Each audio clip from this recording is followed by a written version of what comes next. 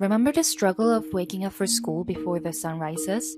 This school began letting pupils aged 13 to 16 start at 9 a.m. instead of 8-10 a.m. 2 years ago, hoping to improve students' learning and well-being. Altså det hele startede egentlig med, at jeg selv læste Chris McDonalds bog, Ikke til forhandling. Og der læste jeg om unge menneskers trivsel i forhold til søvn. Og så tænkte jeg, i skolerne i Danmark møder vi altid klokken 8. Hvorfor gør vi det? The experiment was driven by experts' opinions, suggesting teenagers have a different circadian rhythm than adults.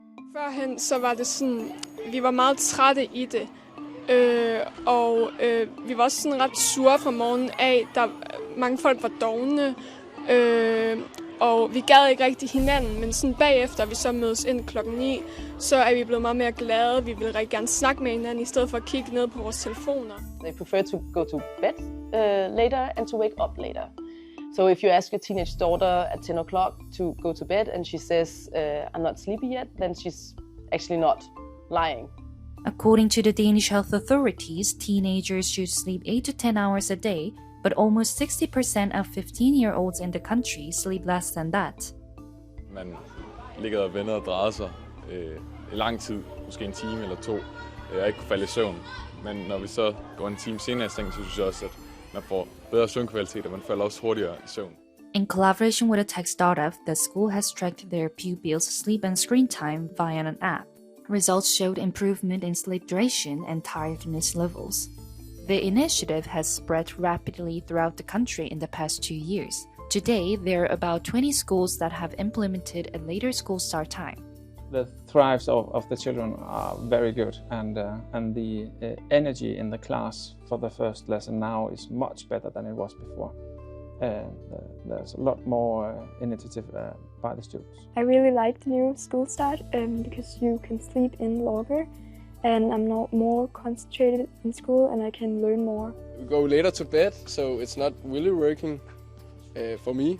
It works for me. I think it's really nice to, like, when I have late football trainings, football sessions, then I can get an hour more sleep, especially when I live far away. But does the later school start time mean later finish times? Advocates say schools need to make sure students have free time in the afternoon. We actually see that many schools, they make this happen. They find the hours, they mess around a little bit with the schedule, and it can happen. Experts say the initiative is promising, but warn that there are some caveats.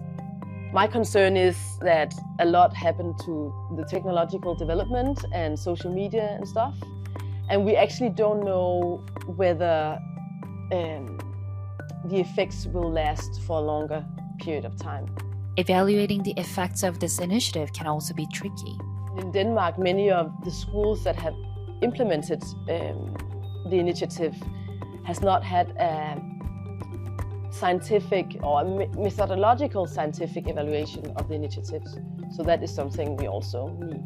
About 7 municipalities in Denmark have active ongoing discussions about support for schools to try a later start time. But there remains a back and forth between implementing changes based on existing scientific evidence and supporting experiments that could yield new insights.